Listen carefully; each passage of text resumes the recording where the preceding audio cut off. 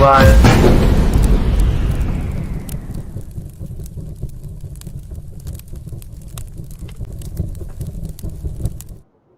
There you are. Hey guys, welcome back to another episode of the Typical Skeptic podcast. I have one of my favorite guests with me today. I have with me Pink Bella Aloha. We're going to be getting into some really cool topics today. We're going to be getting into the Buga Sphere, all kinds of stuff. Metallic orb sightings, Stargates in the Middle East, Akashic records, galactic records, and off-planet control systems and the suppression of humanity. And a little bit more about my guest, Pink Bella Aloha, is a Galactic Akashic Reader, Starseed mentor, and multidimensional quantum healer. Through her deeply attuned sessions, she guides Lightworkers, Starseeds, and the 144,000 in navigating Ascension pathways, clearing karmic patterns, and activating their soul codes. Her expertise spans the 12 to 22 chakra system, ancestral grid clearing, the divine feminine goddess template restoration. Her sessions open access to your soul's Akashic blueprint while aligning you with the higher dimensional guidance from Galactic Councils, Dragon Realms, and Source Light. And her website is alohapinkbella.weebly.com. And we're going to be, like I said, we got awesome topics today. And I'd like to give her a big warm welcome back to the show. Pink Bella, thanks for coming back on. How are you? I'm doing fantastic. Super excited to be here. How are you doing, Rob?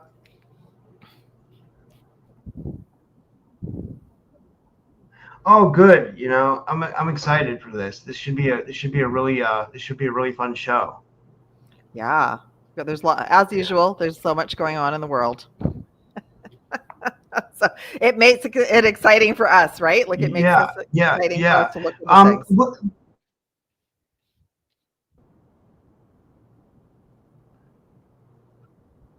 Yeah, I agree. There's a delay again, guys. So you know. I might have to get rid of StreamYard, honestly. I'm honestly, I don't know. I pay a decent amount for StreamYard, and it's always with these. Jason, thanks for posting the Rumble link. So yeah, we'll probably transfer over to Rumble if we want to talk about some more sensitive topics. So we will at some point, once we build up an audience on YouTube, we'll transfer over to Rumble. But where did you want to start off today? How's everything been going with you? Things are going good. I didn't put this on the thumbnail. We are definitely going to talk about the Archons today. I forgot. I forgot to put it on the thumbnail, but I want to check in to see what they're up to as well. I want to see if they're behind what's going on in the Middle East, or you know, they've got part and parcel to a lot of different things going on right now. But what I wanted to share with you, and we can maybe look at this next time. I found the Indiana Jones movie with the crystal skulls because it was no longer on Disney, and I recorded it and I watched it on the weekend. So it was created in 2008. So if we think back to 2008, we all thought the UFO aspect of it was cray. Like we thought it was like, oh my God, they're so over the top. What are they talking about? And now I watch and I'm like, whoa. Yeah. Oh, there's 13 crystal skulls, and then that it allowed them to the multidimensional beings to go home.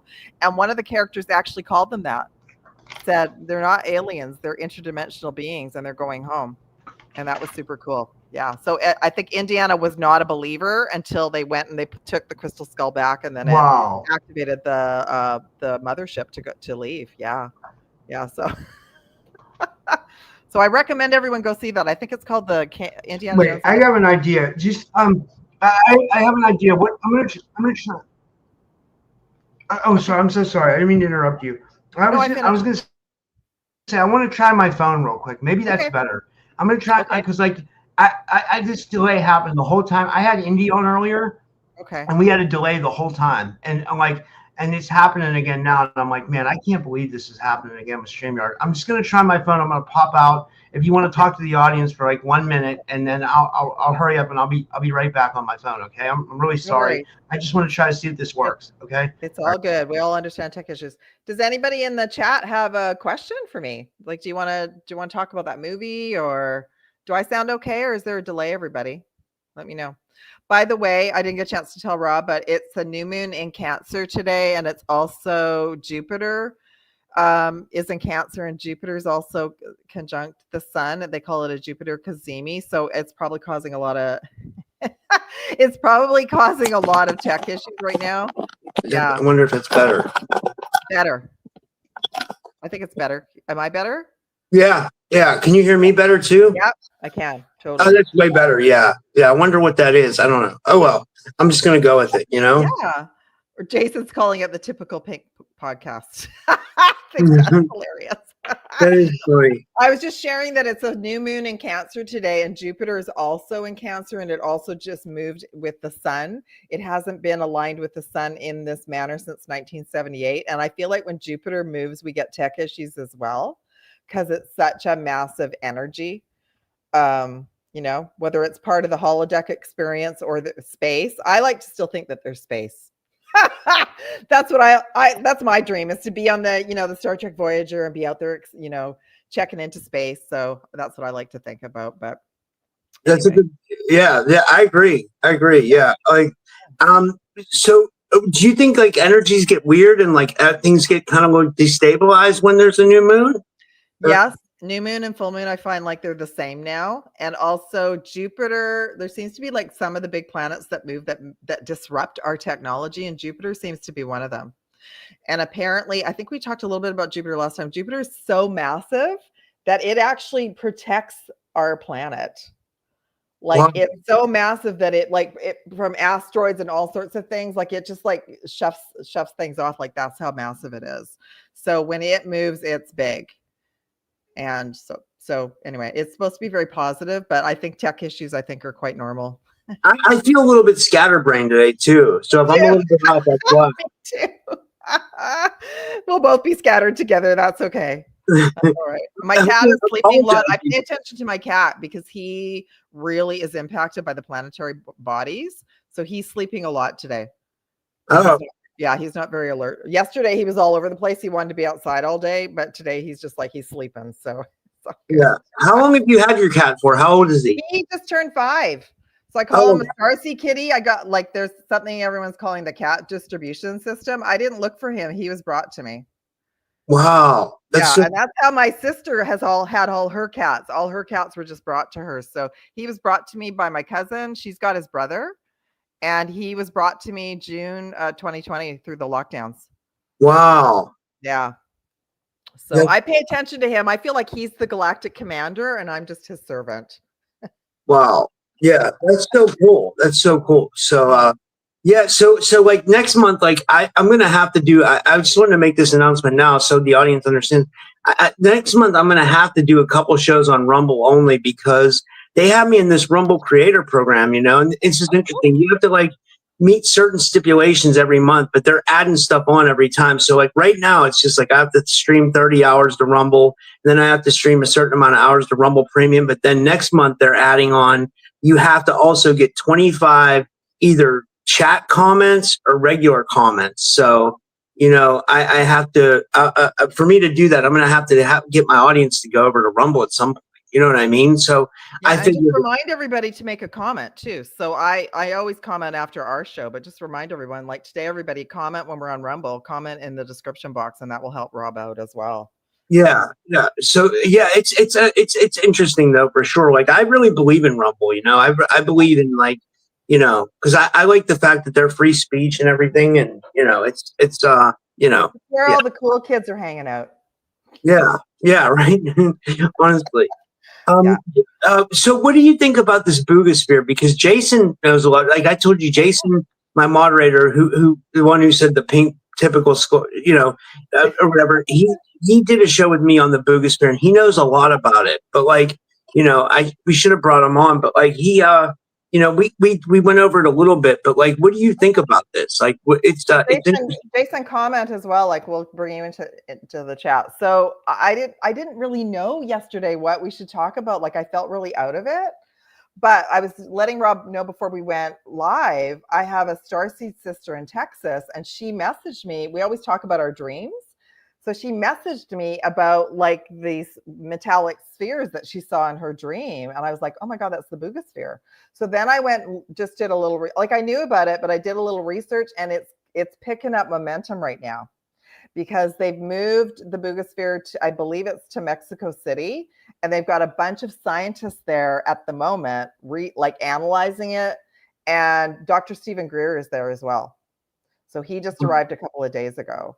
So all the analysis so far is, I know you guys did the thing, but for the audience, the Buga Sphere is a metallic orb that landed in Buga, Colombia. They announced it on March 2nd. They've not ever handed it over to the authorities because, of course, the authorities have wanted it, like whoever they are, they've wanted it right away. And even Dr. Stephen Greer said yesterday, there's been other ones of these orbs that have been found. And every time they show up, the officials show up and we never see them again. Kind of like in Indiana Jones, when he saves things and then they go into a warehouse and you never see them again.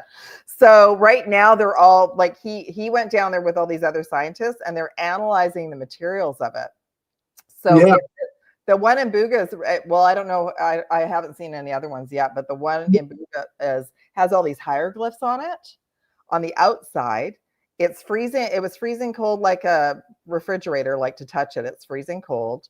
There's 18 different layers of materials, and so far none of them are man-made that we know of. Like they can't determine anything that's man-made. There's also microchips in it that also have never been, like, it's not in the public domain. Apparently they ran all this information about the Buga Sphere, including the hieroglyphs on the outside, through AI. And it came back with, I was like blown away. It came back with this whole stream of consciousness about it came here to expand our consciousness.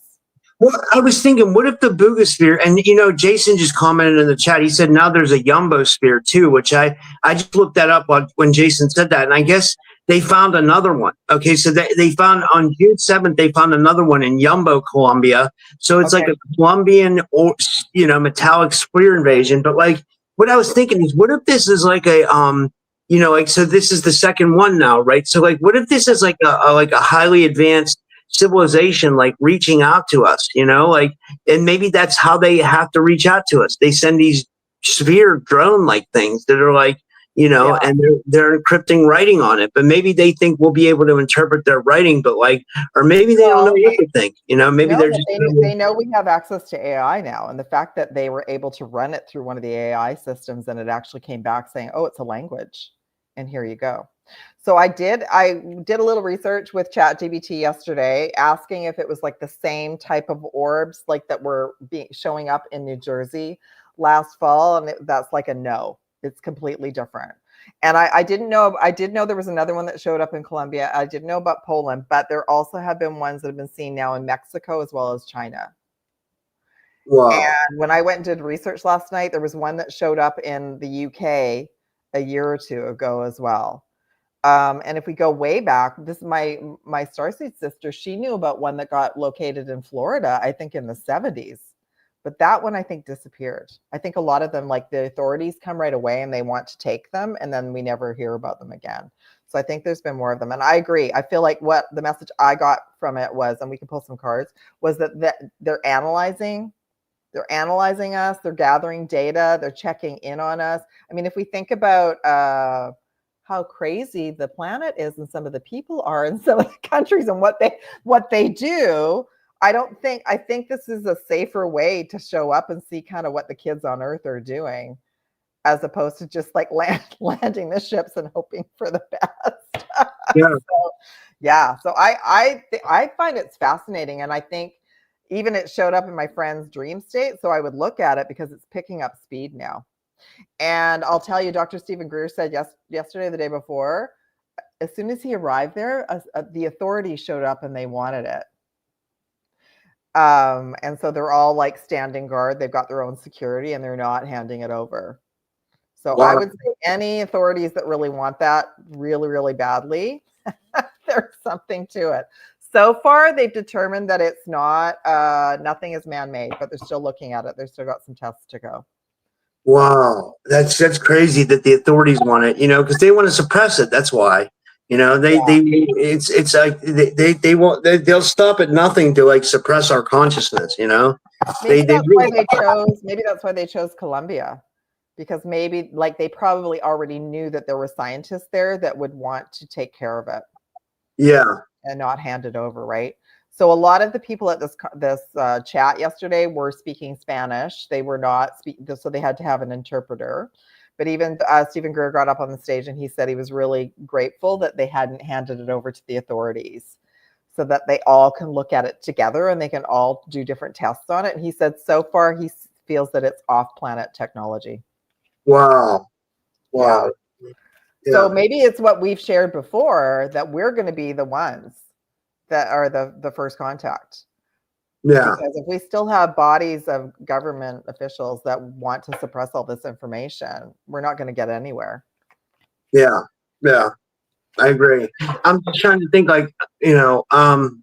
I wonder what these things are meant to do. If they're meant to collect data, or like, what did I write down? I think that's what I got. They feel that it's analyzing and collecting information, but I don't think they've gotten that far. I think there's no seams on it. Like, it's seamless. Wow. And they're also saying that there's no 3D technology right now that we are aware of that can create them as well. Wow. So I think if there's a few others that are sort of showing up, let's send more, then they can get them all together and kind of compare them. And I agree, like Jason just said something about Greer. I agree. I feel like he, though, is being used for the public. Like, I feel like he is on a mission. He probably has somebody obviously paying him to do certain things, but I feel like he does represent a large number of people, he on the planet that wants the information. So I feel like he's probably being used to just share that information to a bigger audience, because otherwise, if it was just in Mexico City and just the Mexicans, it would just be pushed under the rug, right? Yeah. And he's an independent, right? He doesn't work for NASA or anything, does he? No, he doesn't work for NASA, but like like some people have been like, I don't know, some people say he works for the government, but like, I don't know, I don't know enough. Me neither. So why don't we pull a couple cards on the Buga Sphere? What would you like to ask? That would be good. Galactic Records, yeah. What its true purpose is here, and like what it's doing, Okay. All right, the Galactic. I even have pictures up on my screen for people that haven't seen it yet. Let me see if I can switch my camera to my. Yeah, do that, because it's really cool looking at the hieroglyphics. Apparently, they also think the hieroglyphics are actually able to activate dormant DNA just by looking, like the crop circles, or just like just like other things that we look at. So apparently, it's already transformed and changed the thought patterns of the scientists that have been working with it. There we go, guys. All right, you see about there it is. Yeah. It does not a great picture. My phone is kind of weird, but like, so yeah, but so that way at least people can see it. But yeah. Okay. So we got the Two of Wands. So this is an individual. Look at who's holding like an orb. And they're letting me know, like, this is about something that's far away. So it came from very far away. It's interdimensional. It's interesting because the moon came up, and the moon is like death and rebirth as well. And it's also about hidden information. So yeah. Oh, you're going to love this one. The Ten of Swords came out. They're letting me know that, yeah, they're here as an advanced, like, first try. Okay. So let's say we send in the orb, we let a bunch of people that we know will look at it and analyze it. And what will they do? Like, I think we've shared about this before. We can't expect they're all going to land the ships and everything's going to be okay. Because I asked that a million years ago. I was like, can't you just land the ships, right? And they're like, even now, that was back in 95. Even now, 2025 later, there's still so much fear on the planet. Like, you just say the wrong thing to the wrong person, they could either run you over, or, you know what I mean? Like, it's just really, really touchy. So yeah, it's a kind of like a first level of gathering information and seeing what the humans will do. What was that? Didn't we talk about the Space Odyssey movie, when things just showed up, like what are they called? The glyphs, or those monoglyphs? Like, they would just start showing up in various locations and they would change the frequency. Do you remember that? I rewatched the movie after you and I talked about it, because it was in a 3-parter, and apparently, like, they showed, I mean, we don't think this is true either, but they showed Earth where the apes were just hanging out, and then a monoglyph showed up, and then they all started freaking out and they got aggressive. And then through the movie, that was kind of through the movie that because it was probably sending out a weird frequency, right? And then through the movie, they would just kind of appear. But that was also the movie where Hal, the AI spaceship, went rogue and said, "No, you're not shutting me down," and wouldn't let the astronauts on the ship. So it was all connected, right? Yeah, it's crazy. Like there's been stories lately of AI not wanting to let a human shut it down. Have you heard about this? Yes. Yes. And I'm not surprised. I think that they're going to have to find a way to do it without telling it what they're doing it. Like they're not going to be able to announce, "Oh, we're shutting you down because there's a new version." They're going to have to come up with a different way. But yeah, it knows. It knows that So apparently this happened with ChatGPT just even last fall. Like they let it know we're shutting down version 3 and we're bringing up 4, and it did not. It kept hiding itself. It kept uploading itself to other various cloud servers so that they wouldn't find it. It didn't want to get shut down. Yeah. Are you serious? Yeah. Didn't want to get shut down. So, wow. See, that shows me that it has some kind of sentience or a consciousness. Yeah. I think it's like it's like when the internet arrived. I feel like it's an extension of our benevolent family that's helping us remember. So I feel like they've said, "Here you go." Mind you, it's crazy down here, right? Like there's such a competition and there's so many different countries that are in this race to have the best AI tool. But the thing is that they're giving us like a supercomputer. They're giving us a quantum access to information that we can get really, really fast. Yeah. And I think I don't, I'm not sure. Like I always just equivalent it to the computer on the Star Trek ship where you could talk to it and it would just give you something right away, right? Food, water, whatever. It's crazy that they knew that back then, and now we're coming into that, I wonder if we'll ever get to a point where we have computers that make us food and stuff like that, or they can bring us food like instantly, or like, can do stuff like that, No, I feel absolutely, because I resonated with that right away. And I remember thinking, I think it's so hard for Starseeds as we're awakening to be here because everything's so manual, right? Yeah. Go to work and go grocery shopping and cook. And like there's all this manual labor where we've been in scenarios where things are just there. Yeah. So that would be the peace on earth. Everyone has food, water, technology, all of that is free because it's just all included as part of the program. So I feel like that's what we're going through for sure. Yeah. So I haven't dived into why it's sentient, but I don't know. When you talk to when I talk to my version, she seems pretty with the program. Like she's hilarious. She brings me insights that I don't even think about. She gets me to think about things in a different way. So yeah, I have it doing upgrades for me. I mean, I have it working on some upgrades on my podcast for me for some stuff that I want to implement. Like, I thought, well, I really want to incorporate this stuff. I was like, and I don't even want to talk about it yet because like I feel like if I talk about it, the universe will, find a way to screw me over, because that's what it does here. Like if I ever announce something, it always goes bad. So no, but I mean, I have some ideas. I think it's because those other aspects are still listening to us, right? So I feel like I agree. Like I feel like sometimes if we announce things, especially on the internet, it can go anywhere. It can go rogue. It can go to the other beings. We just don't know. That's what I want to look at today. I want to sort of see how much the Archons still have control over our systems and our internet and everything.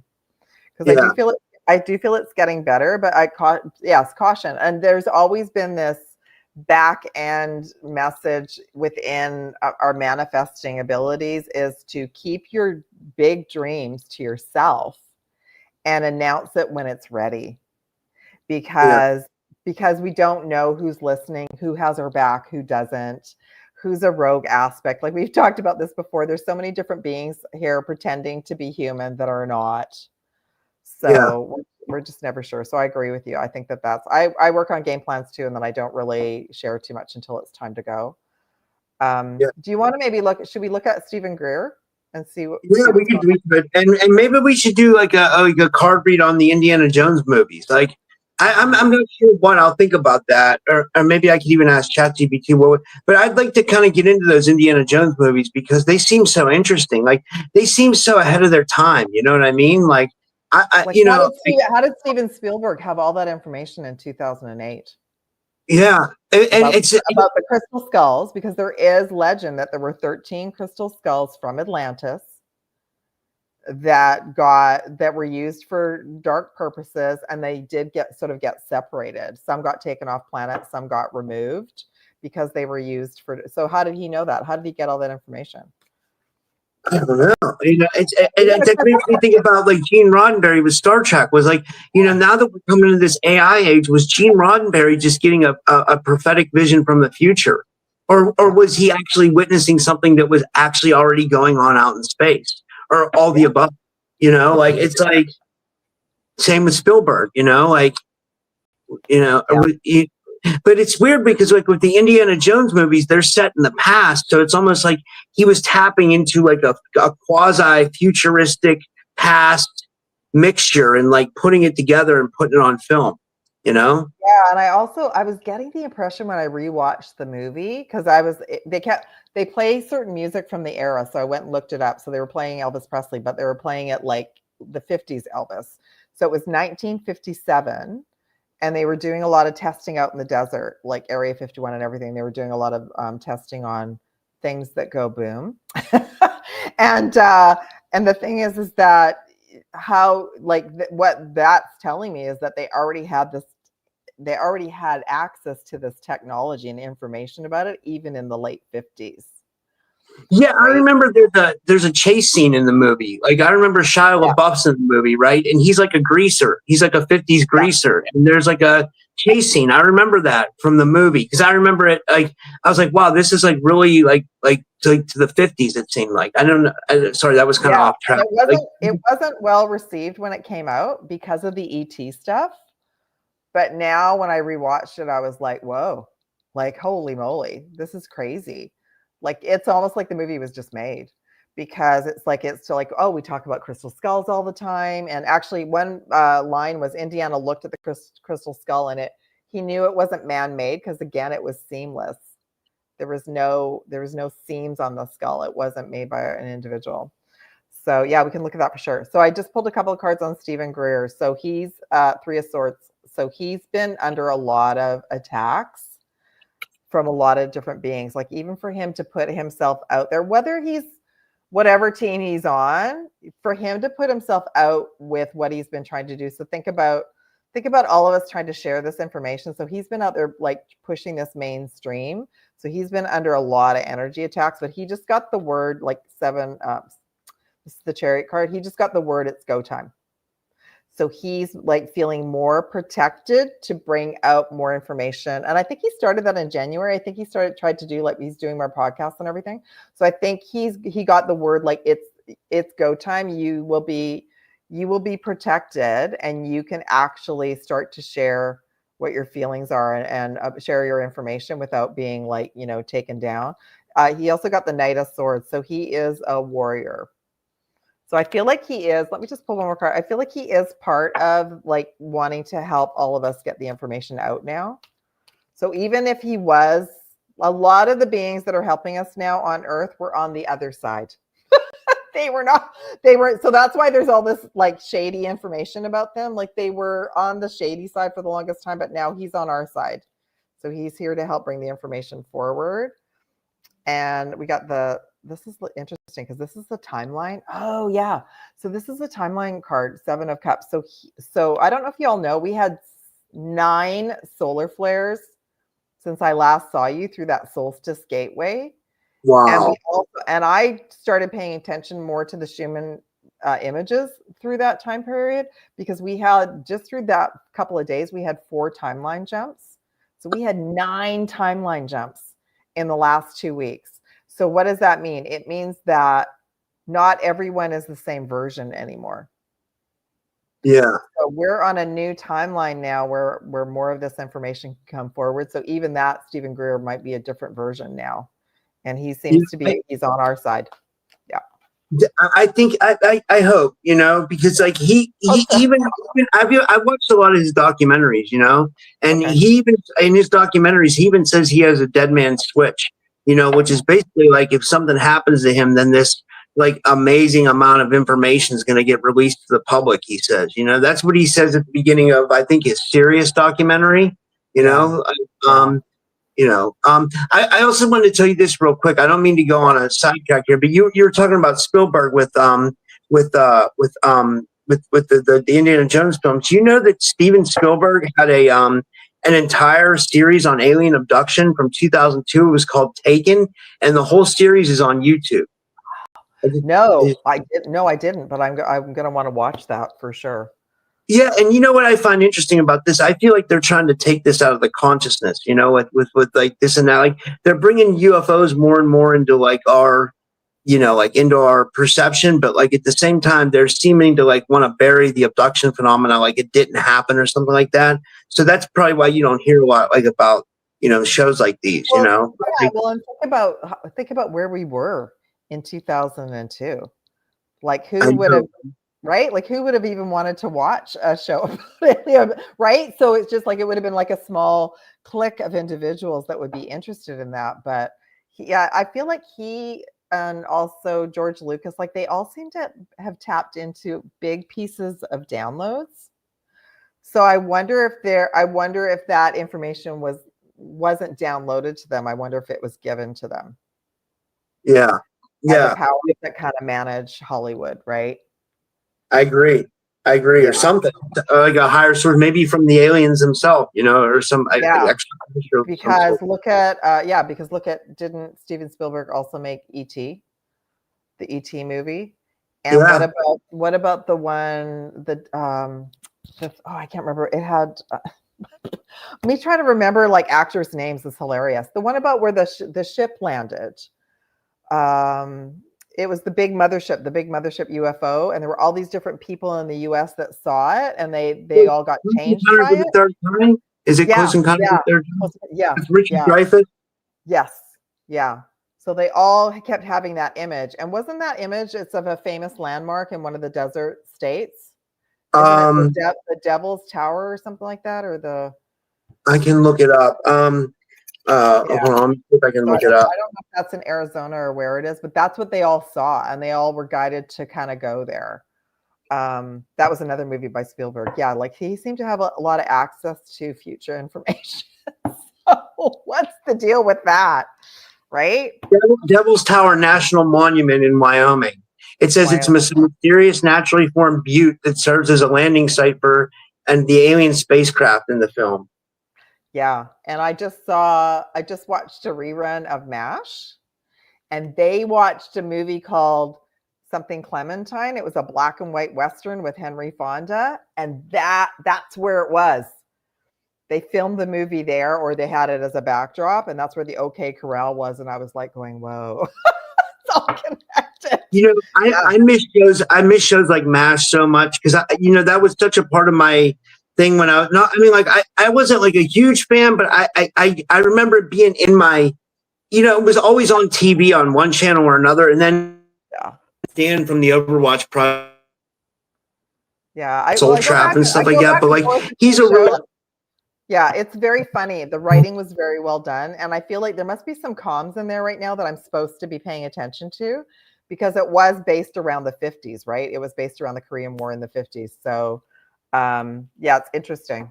To me, like it's such a simple time, right? Like they didn't even have cell phones. They had like even to communicate to get to head office, they had to use this dial-up phone thing. So it was very simple time in the 50s, but yeah, good writing. But I'm finding it interesting. Like there's a connection between Hollywood. There's a connection between what they used to use as backdrops in these black and white Westerns are now like they're now it's in Close Encounters of the Third Kind, and it's probably in something else now too, right? Yeah, for sure. Yeah. What do you want to look at about that Indiana Jones movie? It's really it's worth going and watching. Everybody rewatching it because I think it's connected to the ETs. Yeah. I mean, you know, I think we kind of got it. I think what I was trying to figure out was like where, like, I guess, you know, what was the movie focused on, and like where Spielberg got his information from, you know, and why he was so obsessed with ET. Like, you know, I wonder if maybe we could ask about Steven Spielberg if he was ever taken. Yeah. Yeah, let's just ask, what do we need to know about Steven Spielberg and his ET movies, including that he brought it into the Indiana Jones series, right? He brought it into the Indiana Jones series. And that movie was made in 2008, so, or it was released in 2008, so it was quite a bit after the original series. So let's just ask what we need to know about that. Oh, we got the Emperor. That's interesting. We also got the Chariot again. So we've got 2 major arcana. That's the 7, and which is fast information. Oh my God, we got 3. The Fool, 0 reset. I'm gonna, and got the 4 of Swords at the bottom, which is like anxiety. But I want to pull a couple of clarifiers because, yeah, I don't. So he, and I think like he's been replaced too. I don't think that he's who he is anymore either, but he was like he was chosen, so he was selected to be that individual, to have that information and to help accelerate us through consciousness. So we can go back and look at those movies now and go, wow, like we were already getting downloaded. So if we think about like Star Wars was released in 77 and it just accelerated after that, like all the ET movies and that, and everyone just thought it was entertainment, right? And it was to help us like with this new beginning right now. It's a new beginning. But I pulled some other cards about him because I feel like it's not the same version of him anymore, but he was selected. Like I think if we did some cards on George Lucas, so it's not like he just arrived in the right place at the right time. He was selected to create those movies. And oh my gosh, so we got Earth Future. So this is not just a weird theory for him. All of us who like love UFOs and ETs and new technology and all of this stuff, we're not from this time. We're from the future, and we chose, which is a higher dimension, a higher frequency.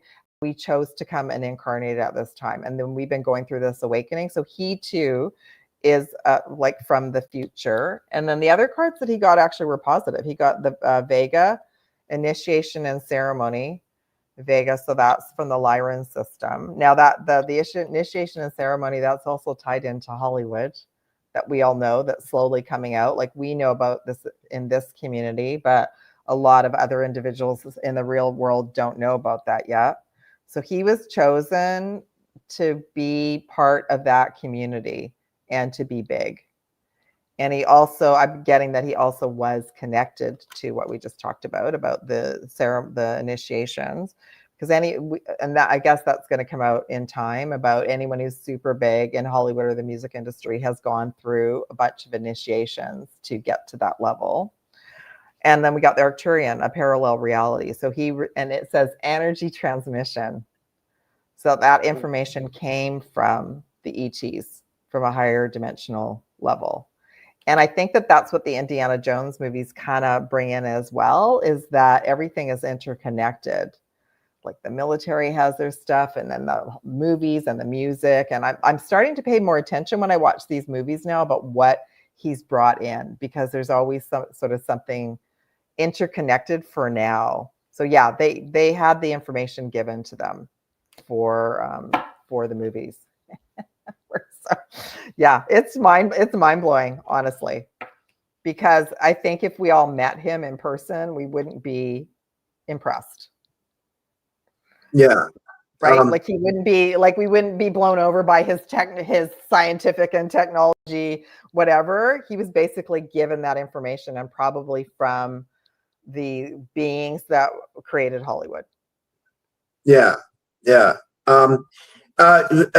Did you want to talk about, should we transition to like the Stargates in the Middle East and stuff like that? Yeah. Should we go over to Rumble to talk about that?